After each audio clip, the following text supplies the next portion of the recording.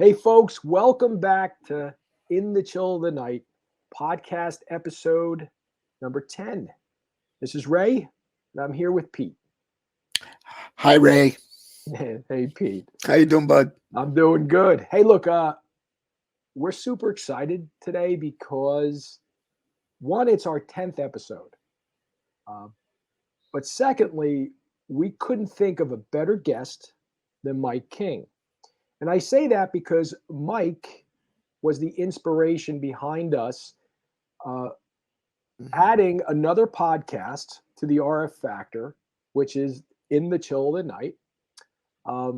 Incidentally, check out our new website at www.rffactor.com, where you can find all sorts of content related to leadership development and true crime stories.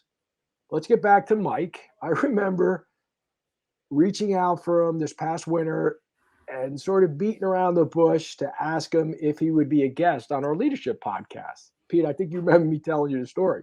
Yep. So this was early in the RF Factor, so I still found it difficult to ask folks to be on our casts. How do you do that? And I think if you asked Mike, he'd probably say that I was a little bit long-winded and beating around the bush, droning on. You long-winded. Oh, my God. Hey, easy there. But he immediately responded. He said, look, of course, I'd love to be on your podcast. So I'm like, wow. But then there was that pregnant pause of as long as you return a favor and you come on my podcast. I'm like, yeah, whatever. To me, I already sealed the deal. I had landed this guy on our podcast. I knew him for years from the law enforcement community, from seeing him routinely throughout the year at conferences. So that's all I cared about. But I did have the presence of mind before we hung up to ask him, what the name of his podcast was. And he said, Profiling Evil. I said, okay, no worries. I hung up the phone. I don't know what I did after that, but then it dawned on me, let me just go check out this guy's podcast. So it was at that point I had that Ferris Bueller moment where as I'm keying in Profiling Evil, and all of a sudden what pops up for me is this incredible, well, first of all, YouTube at the time, I think he had 60,000 followers. By the way, he's got 90,000 now. But just everything about what he was doing with Profiling Evil and all the different entities and sleeves attached to it, I was like, wow. But then I felt extremely small. So I had to call him back and apologize to him that I didn't know. And I say that to you folks because if you don't know what Mike King's doing with his Profiling Evil podcast and everything associated with it, you have to. It's just incredible. But of course, Mike being the true pro, he had no problems with my oversight. And hey, look, since then, he's continued to be a mentor for you and I in growing what we're trying to do and contributing and giving back. So if you haven't heard Mike, we interviewed him on the RF Factor podcast. That was episode number 7. You could find that podcast on any of the major podcast platforms or just head to our website and you'll find it there. Now, when we spoke to Mike then, it was all about leadership, right? It was about innovation and change. But tonight, we're going to speak to Mike about Jane McKechnie Walton and her incredible journeys across the Atlantic Ocean and up the Mississippi River, and unfortunately, her untimely death. Now, this is a case that goes back many, many years. Mike leveraged his 40 years of investigative experience, and he uncovered details on a case that I would say is from the Old West, and maybe he'll correct me on that. And what Mike has been able to do, and it's just riveting on how he came about this information about this what I will call a case, but at the time an untimely event for Jane there.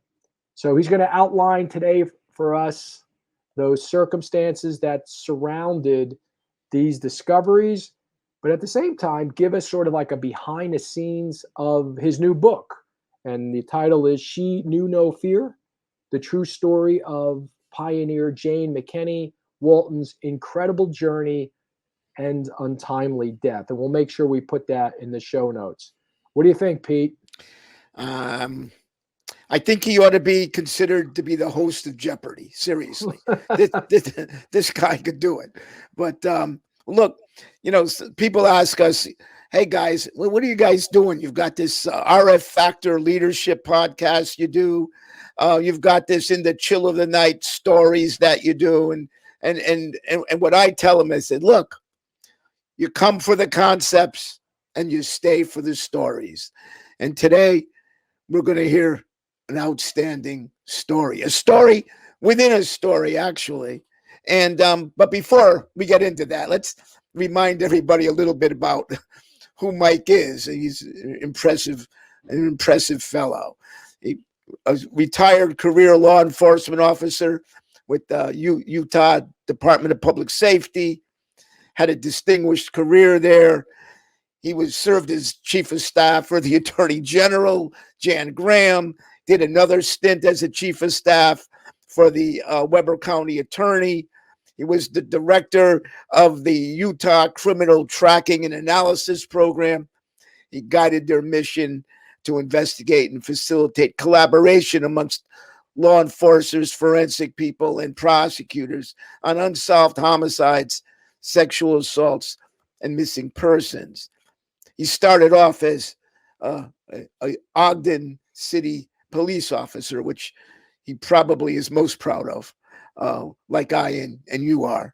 But you mentioned this profiling of evil, and I think that folks could check it out on www.profilingevil.com. www.profilingevil.com. Now, if all of that wasn't enough, right? I don't know how this guy does it, but he's currently, he has a real full-time job too. He's currently the global director of fraud and emergency communications at ESRI. And in summary, look, I'll sum it up. He's helped the largest police departments in the world implement and operate real-time crime centers, intelligence fusion centers, and emergency communication centers. He's done things where the rubber meets the road here at major events like the G20 Summit, the Republican National Convention.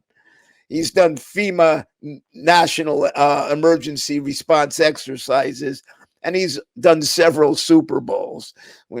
I don't know if he had to pay for a ticket or not, but it's probably how he gets to go. But in any event, that's Mike King in a nutshell, in a snapshot, and I'm going to turn it back over to you, Ray.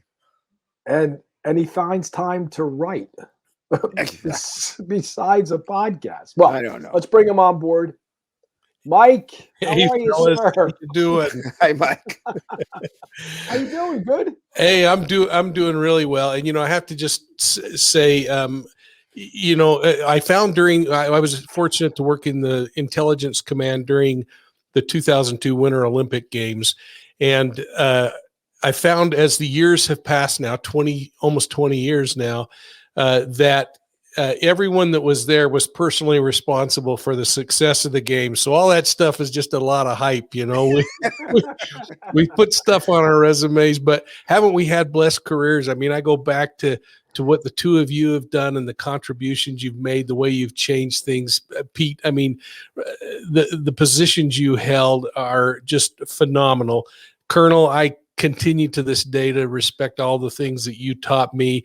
I go back to 9/11 with this anniversary that just happened and some of the discussions we had offline and how painful it is to remember those memories. We were actually standing up the first intelligence center in the United States that was truly a multi-jurisdictional intelligence center for the 2002 Winter Olympic Games. When the towers were struck, we were testing equipment and monitoring, and actually became the first fusion center to get things going, which is a pretty remarkable thing when you look at what you and I were fortunate to do, Ray, with RIS and the other projects, to see what's happened with fusion centers and the intel process in the United States. It's incredible. But I do have to ask you, how old are you? Like 110? Because with all with when Pete's going through your background, you look really good for that age.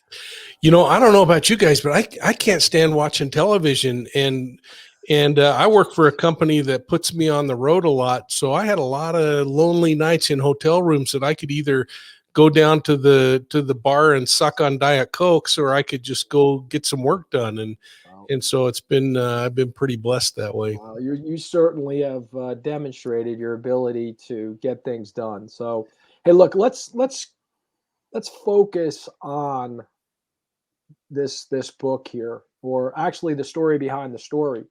And look, and you've done this before to me. You've given me a book, and it usually sits on my shelf, and then There you I'm go. bored. I'm bored one day. I'm flipping through it, and we're talking about the King Tut book, which we've brought up before. Yeah. And I'm like, okay, what is this? And you read it like, wow, this is pretty intense. Like, here's a guy that did a cold case that was pretty long time ago.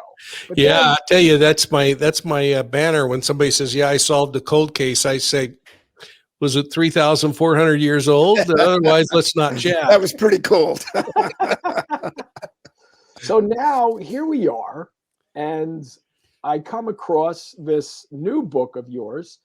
I'll read the title again. She knew no fear: the true story of pioneer Jane McKechnie Walton's incredible journey and untimely death. Hopefully, I'm saying You got it perfect this time. perfect this time. I think I butchered it That's earlier. okay. That was good. He's from New Jersey. You gotta Yeah. give him a break. Yeah, I'm used to people butchering my name, so I'm okay with that. But so the story behind the story is interesting, and that's what I want to talk to you about. Because It actually started off with me sitting in a fishing cabin at a place called Strawberry Reservoir in northern Utah. And as a boy, I would. How old were you then? I was probably 9 or 10 years old. I would go with my grandfather. He was an avid fly fisherman, and if you couldn't catch a fish on flies, then they weren't worth catching. And we would get up at 4 o'clock in the morning, and we would go out on the lake before the sun came up, and we'd cast our fly rods out and slowly strip in a nymph rod.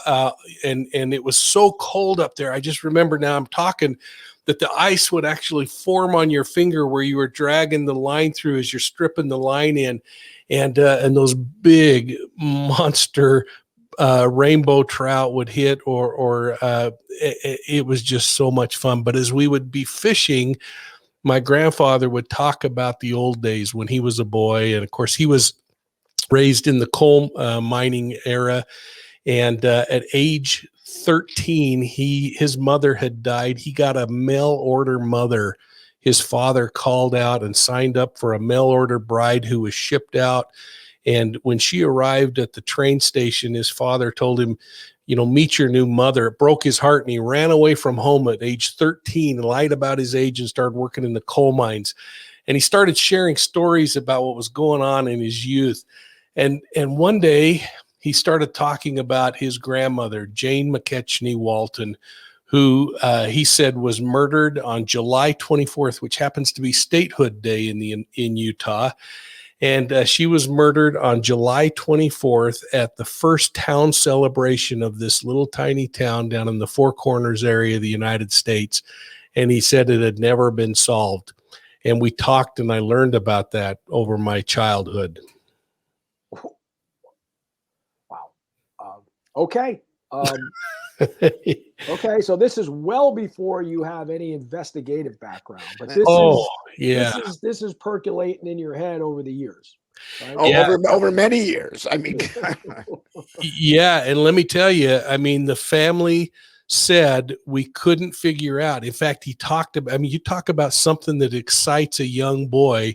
He talked about the Native Americans, the Indians, the Paiute tribe, which is the tribe that they were dealing with down in that area, and how they were raiding the camps. And it was at a time when the Utah Territory was growing, and Brigham Young was the brand new governor, and building as the Latter-day Saints came across the plains and started forming. So there was kind of a land grab going on. And so the Latter-day Saint faith and the state was sending people out to homestead different outposts in hopes that they could grab a bigger piece of land, knowing that at one point they would apply for statehood. And of course, the bigger piece of land you had back in those days, the better off you were. And so they were taking part of that.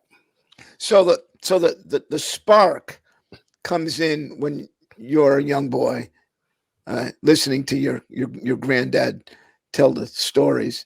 When does it start to take hold? Yeah, Pete, that's awesome, because then life kind of takes over and you kind of forget about things. Right. And I got into my career, and I was finally working at the Attorney General's office in Salt Lake City. And I was serving as chief of staff at the time. And I was working with Palmer DePaulis, who is the former mayor of Salt Lake City and now working in the Attorney General's office. And he and I happened to be going to some meetings in the Four Corners area to meet with law enforcement, in tribal police, federal law enforcement on some issues. And I had started to think more and more about Jane and her life. And I thought, I spent an entire career as a cop. I ought to do a little investigating. And I'm going to kind of leave it there, because this is kind of a climactic moment that I'm going to come back to a little later.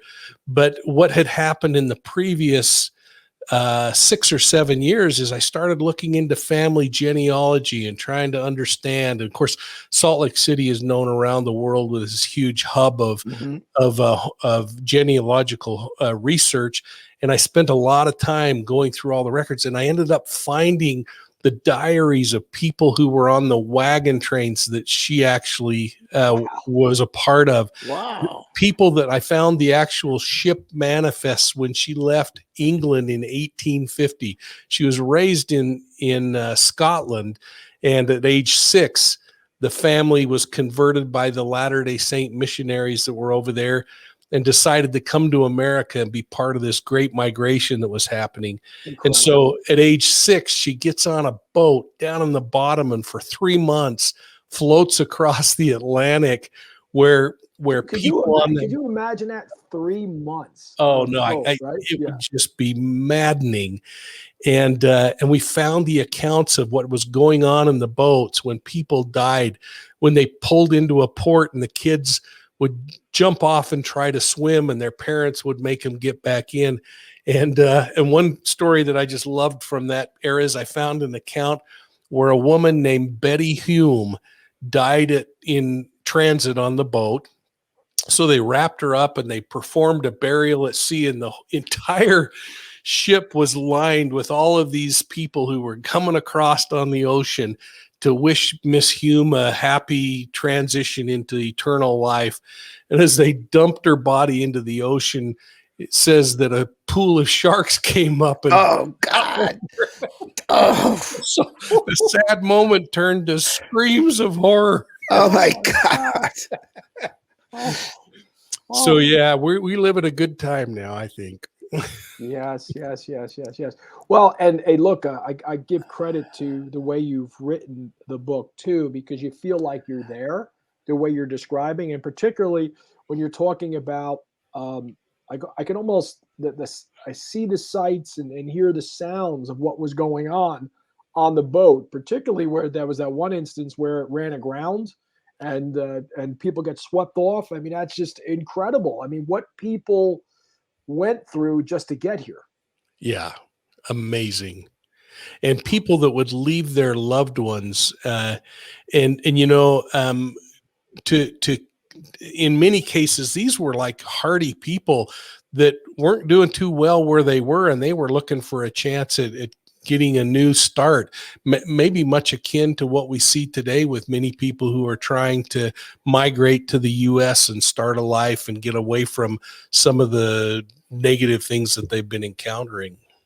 Yeah, incredible. And I know my great grandmother, when she came over, was 6 years old, alone, right? No family. She was with. I mean, it was a common thing for folks to sort of take that risk to come over. So incredible. I mean, my ancestors did the same thing, and I always wondered, knowing that most of them were poor people, how they could afford that to make an ocean crossing like that. You know, actually, the Latter-day Saint Church recognized that early on, and they created something called the Perpetual Immigration Fund. And they would pay for that journey, and then people would be required to pay it back over time.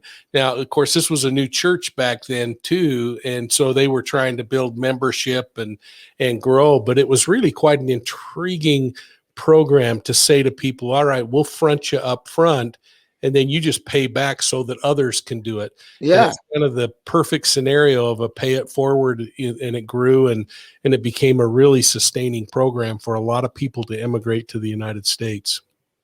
What happened to common sense solutions like that? Where did they go? Yeah, it's easier just to dole it out and not ask for anything in return, right? Yeah, as painful as that could be in the long run, right? Jeez. So, Mike, we think that's the hard part, right? Getting to the U.S., right? Getting here with that type of boat ride, for lack of a better word. Then what happens? Well, you know, they pull into New Orleans and they start the journey up the Mississippi because they want to go to a place called winter quarters, kind of in the Midwest, where they can start the wagon train process of that great pioneer movement that we saw going on as people were going for the gold rush and everything else. And it was really intriguing because it was the first time the family as a group really realized the challenges that were faced with slavery, and the treatment that the African American was receiving in the country. And so there were journal entries that were so heart-wrenching and disturbing as they watched the way in which our great brothers in the African American community, and sisters, quite frankly, were treated during that process. Then they finally make it to winter quarters where they get assigned to a wagon train.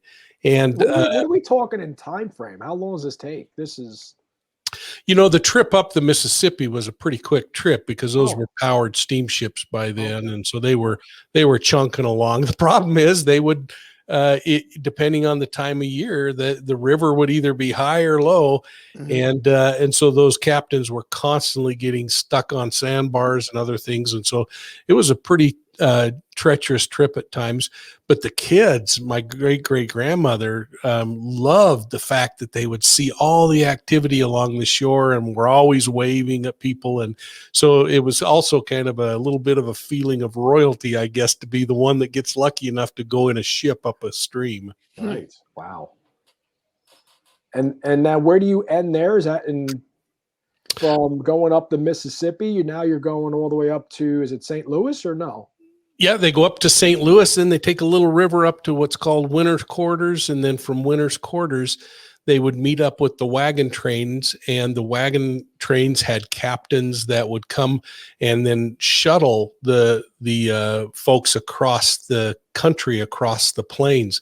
In this case, my great-grandmother's family was indigent, had no money.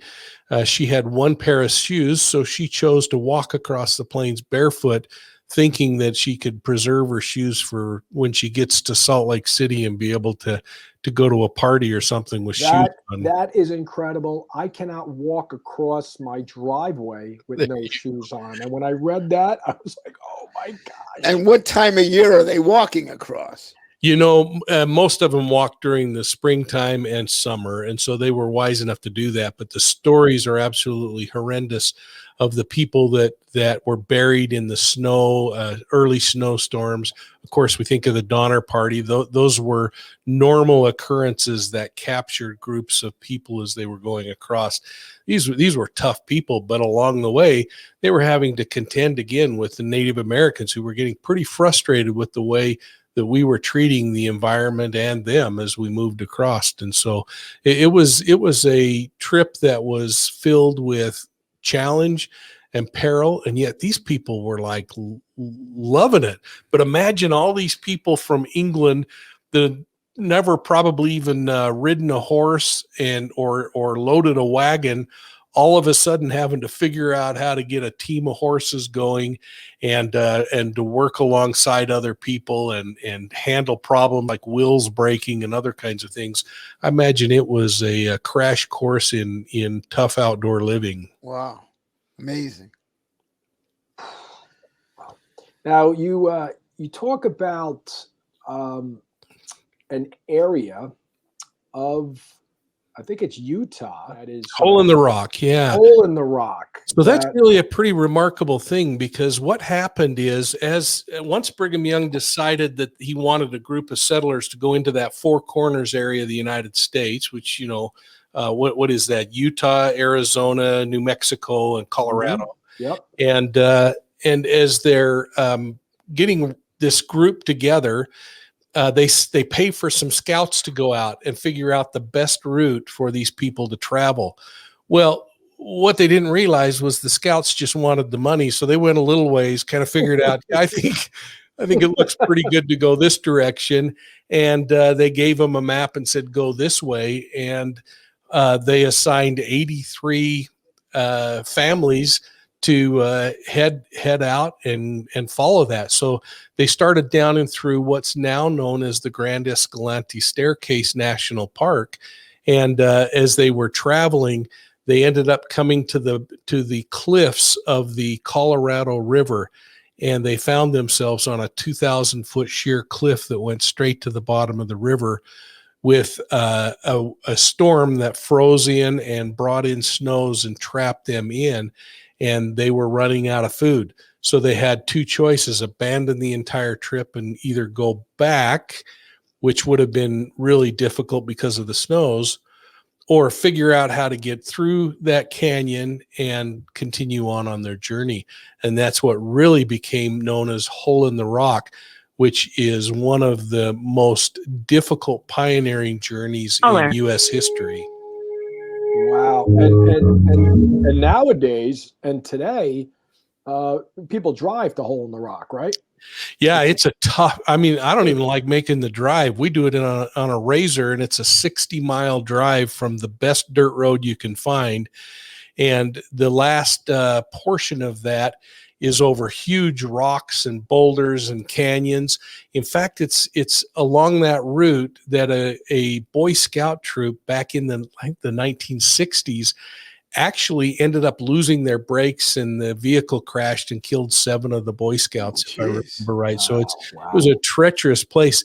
And what they found was that the canyon was so steep that there was no way down the canyon, but they couldn't even get through the opening to the canyon wall except for a narrow slit that they had to break and chip away the rock. And that's why it's called Hole in the Rock. They actually created an opening just wide enough for a wagon to fit through. And then this group of amazing people, they brought in 2 guys that they called the Blowers and Blasters, who were from Wales. And these guys went in and they started bringing in these big old kegs full of dynamite. And they said, what we think we can do is we can drill holes into the side of the canyon wall. So you have this steep wall. If we could drill holes into these walls big enough for a post to go in, we could put a tree post in there and then brace that tree post against the canyon wall and build a road in this sheer cliff all the way down to the bottom of the canyon. That's incredible. And these people went to work doing that. And what they found as they started is the deeper they got into the canyon, it was more and more difficult. They were actually tying ropes onto the men and lowering them over the canyon wall. And they would sit with a hammer and a drill piece and chip at that canyon to create the hole for those posts to be on. And pretty soon it got to where the men were going to break the ropes and fall to their deaths. So they said, well, we need some young kids to go do this work. Can you imagine those mothers, one of which ended up being my great-great-grandmother's brother. And he was assigned to hang off of this cliff, and he would take the hole and tap a hole, and then he would fill it with gunpowder and pack it and put a fuse on it, and he'd light the fuse and scream out, fire in the hole. the men would And they pull them up them out as fast as they could before this thing blew the next hole out. And Wow.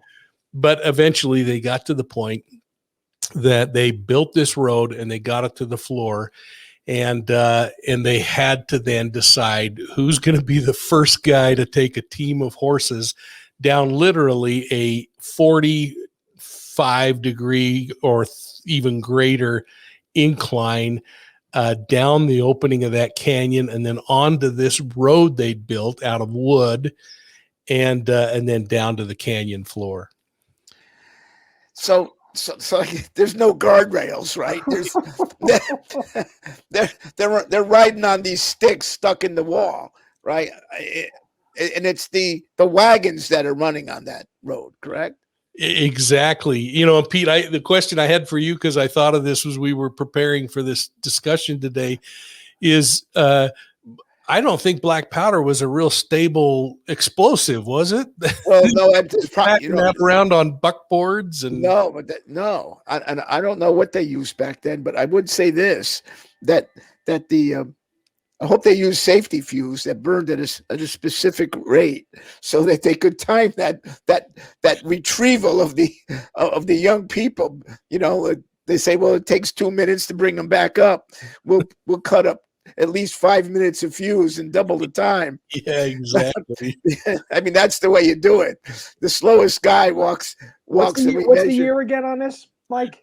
This would have been 18.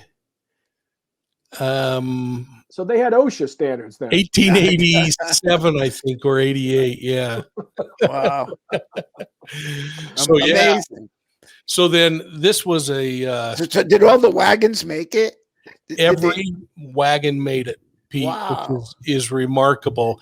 And I remember hearing one of the relatives, the posterity of one of the first people off of that edge, talking about that event. And he said that they turned to the blowers and blasters, these guys from Wells, and said, well, since you built the road, we're going to give you the privilege of taking the first wagon down. Yeah.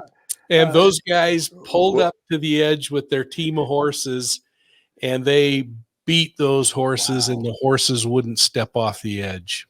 Oh my God. So now they had done something called lock stocking. They put a post through the back wheels of the wagon to keep the wheels from turning. Then they had long ropes with about 10 men on each rope to hold the wagons back as they started down the mountain. But they couldn't get the horses to step off the edge. And then a real miraculous thing happened. Do we have to read the book? You can read the book, but I'm going to tell you because it is such a remarkable story. There was a man named Joe Barton who took his team of horses up to the edge of this drop off, and he walked out and he whispered into the ears of the horses. I don't know that they ever recorded what he whispered, but he whispered into the ears of the horses, and he walked back and sat down on the bench of his wagon and snapped the reins, and those horses stepped off the edge and started down. And when the rest of the horses saw those go down, then the rest of them followed suit. And the miracle here, fellas, is that a year earlier, Joe Barton's horse team contracted pink eye and they were totally blind. And had they not trusted the voice of their master, which is a great analogy for us in our lives, they would have never stepped off the edge. Incredible story. And that being combined with the blindness is probably what got them to do it. Yeah. That they solely based on trust. Yep. Yeah. Isn't that something? Wow. Incredible. That is a lesson learned, huh? Yeah. So they thought they had made it and that life was sweet and tall cotton and nothing but cooking with gas. And they realized that was the least of their problems, was getting through that canyon. In fact, the days that followed were the most treacherous of the journey, and you can read about that in the book. But they finally made their way into the Four Corners area and settled the countryside there, and they started to farm, and all of the prophecies that the leaders had made came true, that they were growing crops and growing grains by the end of that first year. Outstanding. So then what happens? Well, so then some really cool things happened in regard to my great-great-grandmother. She was one tough cookie. Remember, she allowed her son to hang on a rope off a cliff and push dynamite. She followed her husband all across the state on these wild adventures that they had been called to serve on. And then her big challenge came. Yeah, she, I think, was like many of us. And on one particular Sunday, while everybody was at church, she was sloughing church, and she was at home at her cabin alone. And she was out in her garden hoeing weeds when the Indian chief named Chief Posey, came up with two of his braves, and they rode up on their horses while she was hoeing in this garden, and it scared the wits out of her, and they demanded that she cook them some food. And she said in her diary that she didn't quite know what to do, but she figured if she could stall long enough, church would end and her husband would come home. And so she said to the chief, listen, as soon as I'm done hoeing this garden, I'll cook you something to eat, which just incensed him. And he started to scream at her and yell and got out and got threatening. And this woman that this book is about, out of reaction, hit him right between the eyes with that hoe and knocked him stone cold out to the ground. And she said she was so scared that she just went back to hoeing the garden because she didn't know what to do, but she was watching his braves on their ponies. And she said they were sitting up tall in on their ponies watching. And she said, Chief Posey got up on his hands and knees and was grunting and groaning and crawled over to his horse and climbed on his horse. And just as he was getting up onto the horse, her dog jumped up and bit him on the hind end and was hanging off of him. He got on the horse, and the three of them rode away. And so she said she was so thrilled that happened, but the entire community was so angry at her for doing it because they feared that then there would be a reprisal and they would come back and burn the cabins to the ground and, of course, kill all the settlers. And she said it was about a month later, she was in her cabin cooking cornbread. And I have to tell you, this story came to me as we sat in our fishing cabin up again at Strawberry Reservoir. My grandfather was pulling this golden brown cornbread out of a sheep herder's stove that was the most incredible cornbread you'll ever eat in your life. And she was she was in the kitchen preparing to make some cornbread. And she said the door to her cabin started creaking open, and in came a hat on a stick through the doorway. And then Chief Posey poked his head in, and he said, quote, and this, I'm just putting what was on her journal, "Me no mad, me want biscuits." He said that she turned to him again with that Scottish determination and said, "When I'm done cooking this, I'll give you one. And just go outside and be patient." She said he went out and chopped a load of wood while she cooked that bread. And those two became absolute best friends at the anger of the town marshal and the U.S. government, who was trying to capture Chief Posey to kill him. And if you look at your history, Chief Posey actually was the last Native American killed in an official battle in the United States. And he was killed a few years later by the army. What an amazing story. My God. Isn't that something? And all of that is a result of finding the journals that people kept over the years and being able to tie all the genealogy together. And of course, when she dies, Chief Posey becomes very important in the story. So do we touch that part, or do we go back? I hope people will read the book, because I don't know that there's many secrets that I have. I hope it'll give them lots of insight and more addition. But what happens is the years kind of roll by, and one night at a town celebration, my grandfather's playing the fiddle. Can you believe? I mean, can't you just picture all this? I can hear it. He's up thumping and playing the fiddle, and they're at a town party, and a drunken cowboy, and I'll tell you, it doesn't get any better than this. A drunken cowboy named Roach comes on the scene and starts raising Cain.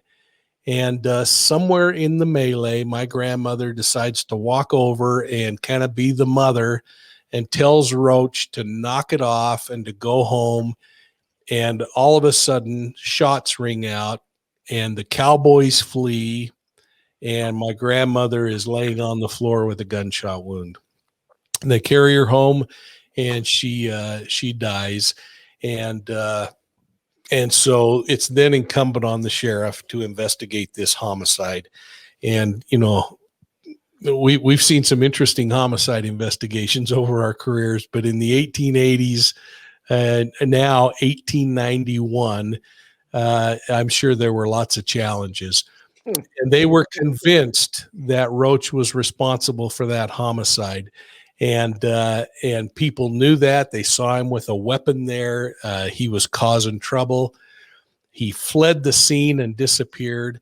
And so Sheriff Butts, his last name was Butts, was trying to put together a posse to go after him and couldn't get enough people to do it, when all of a sudden, riding into town was a group of Paiute Native Americans led by the wanted federal fugitive Chief Posey.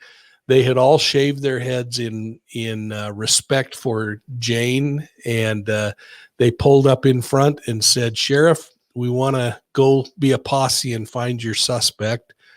And the sheriff said, "I wasn't going to be able to arrest him. That was for sure." They all had their guns, and I was standing alone, and I needed a posse. So I said, "That would be great." And Chief Posey and his warriors rode off into the sunset. They were gone for a few weeks. They came back. They never spoke of it again, and Roach was never heard of again. What a movie. I mean, we've had a lot of folks on here between the experiences that they had in the books that they wrote, and they're talking about movie deals, but this is so interesting. What a movie this would make. Please get it into the books. Get somebody to write it up. That would be awesome. Wow. Incredible. Wow. What a movie. God. So let me just give you kind of the rest of the story. Wait. Before you do that, did the CSI team come out for that? Yes. I'm sure they collected some evidence somehow. I don't know how they did it back then. And I can't imagine, wouldn't it be something to go back with what we've learned over time and look at some of those old cases? Was there, without giving away, there was no arrest, there was no trial, I assume, that we just sort of never know what happened to Roach, right? Yeah, the Paiutes never spoke of him again, and they came back and went about their lives. Of course, Chief Posey was killed by an Army soldier years later in the final Indian battle, and that's pretty remarkable just to think about that just, I think that happened just after the turn of the century in the 1900s, that last battle occurred, which is pretty remarkable when you think about the old days of, and I don't say this to be disrespectful, but cowboys and Indians. Did the materials that you read indicate where she was wounded, where she was hit? It sounded like it was in the torso, and but probably not the chest, but no. And Mike, you explained back then the type of weaponry that was there. I mean, if you got shot by any of these weapons, if you didn't die from the original shot, there was really no medical attention for you. So if you didn't bleed out, you were going to get an infection. Yeah, Right. Pete, that would be more meaningful to you. It was a 45-70 rifle, hunting rifle. So it was a pretty heavy round, and you're right. I mean, what did we learn through the battles at Gettysburg and other places was that most died from infection anyway. But she Plus, died that night, so she died quickly. yeah, the shock alone. Yeah, now in the book, there's some stories about some events that happened in Jane's life and some visions that she recorded in her journal that actually came true on the day she died. And so it was kind of fun to give you something to explore in the book. Absolutely. Wow. But let's go back to the original part when you were talking in the intro that you said you wanted to return to. This for me, I had goosebumps as you're describing all this. So this was to me pretty remarkable. Again, I'm traveling with the former mayor of Salt Lake City, Palmer DePaulis, and I mention his name because I have him committed. He's in the book as my witness to some events that occurred. Because as we were driving to these meetings in Four Corners, I was talking about this story that I had heard and that I was looking for the grave where my grandmother was buried, but that I was likely I wouldn't be able to find it. But I said, I need to check this little town. And we went into a little town in southern Utah on the eastern side called Monticello, which is just, 60, 80 miles north of Four Corners. And we went in and I said, hey, Palmer, if you got a minute, I just want to check with the Chamber of Commerce here to see where the cemetery is and ask if they know anything about Jane Walton. And of course, he was so tired of listening to me talk on about this case that he said, whatever will get us back to work, that's great. So we went in, we walk into the Chamber of Commerce, and I want you to envision this. We walk into this little tiny town and we walk up to the counter, and there's an old woman behind the counter. And she looks up, and she's clearly there as a volunteer receptionist. And I said, we're looking for any information you might have on the cemetery and Jane McKechnie Walton. And she pulled her glasses off, and she looked up at me, and she pointed with this little arthritic finger. She said, are you family of Mrs. Walton? And I said, well, yes, I am. She's my great-great-grandmother. And she said, now, Pete, I hope I don't oversell this, but she said, son, I have been carrying your great-great-grandfather's diary since I was a child. She said, my grandfather gave it to me and said, one day someone will come from that family asking for it. She said, would you like to have that diary?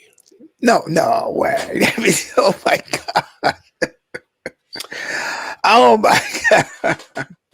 That is a true story. And I will, till the day I die, be grateful that I had a Catholic mayor of Salt Lake City standing with me as that woman uttered those words and took us to the cemetery and handed me his diary. Because it is an unbelievable thing. And inside that diary, in my grandfather's handwriting, is the actual name of the person who murdered Jane McKechnie Walton, and recorded on the day that she died in his handwriting. That's how we solved the murder. And you have to read the book to know who killed her. Mic drop. Boom. Boom. Wow. Now, the coolest part to that story is that 4 years later, this is the goosebump part right here. My wife and I were at the Bluff Fort, the place that was settled by these saints that went across the deserts. They went through the hole in the rock. They fought against Native American bandits. And while we were there, we met the woman who's in charge of the San Juan Historical Society, knows more about San Juan County and that region than anybody on the planet. And I shared with her that story, and she said, young man, you're a liar. There's never been an old woman working at that Chamber of Commerce booth. So there you go. Double boom. Boom, boom. Oh my God. So I got goosebumps now. You couldn't make this up. Yes. No, and I'll tell you, I had to put in the book. And I called Palmer before we published the book, and I said, Palmer, I just want to make sure you remember. And he said, put my name down. So was he with you when you went in there? He was. Or was he waiting out in the car? No, he was with me. He saw the old woman. He saw the diary. He was with me for the whole thing, which I think is just a blessing from on high that it took away all challenge. Call it what you want, folks, but I know from whom I believe blessings flow. So, wow, Mike, super impressive. And look, you do sort of call this out in the book about what law enforcement was like back then, right? I mean, Chief Butt was a one-man show at the time in an area where, we often talk about, particularly when, you're on patrol, is where's your nearest backup? Well, there was no such thing as backup for him. And, here he is at the time, not only dealing with sort of the order maintenance of the new world, out like wild, wild west, but now he has a homicide on his hands. And not to mention that he has a fugitive that the federal government's looking for that's actually going to be his partner here to track down the murderer. So this is an incredible story on so many levels, Mike. So kudos for you to put this all together. And you're looking about how many years of work really went into this in terms of, even starting as a little boy? There's a lot of time that went into this. Yeah. At least a decade of actually going out on the weekends and trying to figure things out. But you take it into my childhood. It was a long journey. Wow. Jeez. Well, folks, definitely grab this book. It's well worth the read.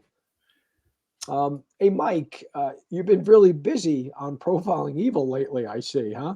Yeah, we have. Yeah, it's been crazy. We've had some trials coming to fruition with the Morphew case. This new case with Gabby Petito is so disturbing.